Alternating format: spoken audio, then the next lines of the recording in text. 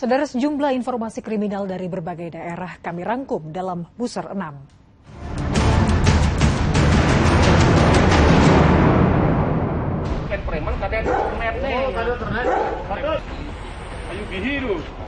Polisi menggagalkan penyelundupan 38 ekor kambing dari Jawa di Pelabuhan Gilimanuk, Jemberana, Bali.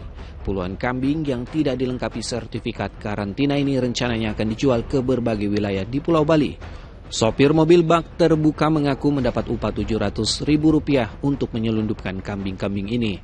Padahal pemerintah sudah tegas melarang pengiriman hewan ternak ke Bali menyusul makin merebaknya penyakit mulut dan kuku. Memakai baju tahanan, Cecep Saifullah dan Solihin dihadirkan polisi dalam rilis kasus penipuan di Polres Purwakarta.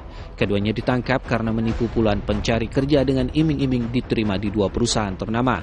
Namun begitu uang pelicin Rp10 juta per orang diserahkan, para korban tak kunjung mendapat panggilan kerja. Dari total 40 calon pencari kerja yang jadi korban, total kerugian mencapai ratusan juta rupiah. Jalan Pak.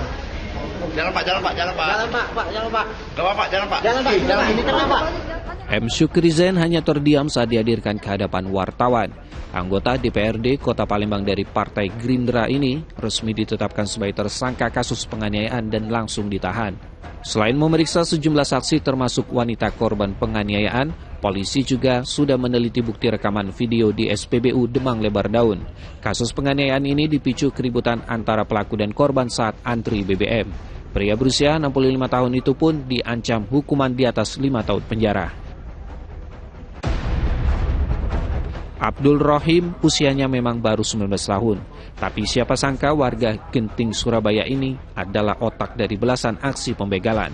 Terakhir, Rohim merampas tas milik seorang wanita di kawasan Surabaya Utara. Saking kerasnya tarikan pelaku, korban bahkan terjatuh dari sepeda motor dan mengalami luka di sekujur tubuhnya. Uang hasil kejahatan digunakan remaja itu untuk berfoya-foya.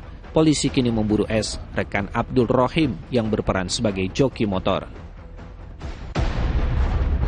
3 pria dibekuk polisi karena mencabuli siswi SD berusia 11 tahun di Tanoyang Selatan, Bolang Mongondo. Ironisnya 2 pelaku, HO dan MT ternyata masih berhubungan kerabat dengan korban. Sementara tersangka SM tak lain ayah dari teman korban yang ditinggal bertetangga. Meski dilakukan di waktu berbeda sejak tahun 2019 silam, modus ketiga pelaku serupa yakni meminjamkan ponsel sebelum mencabuli bocah tak berdaya itu.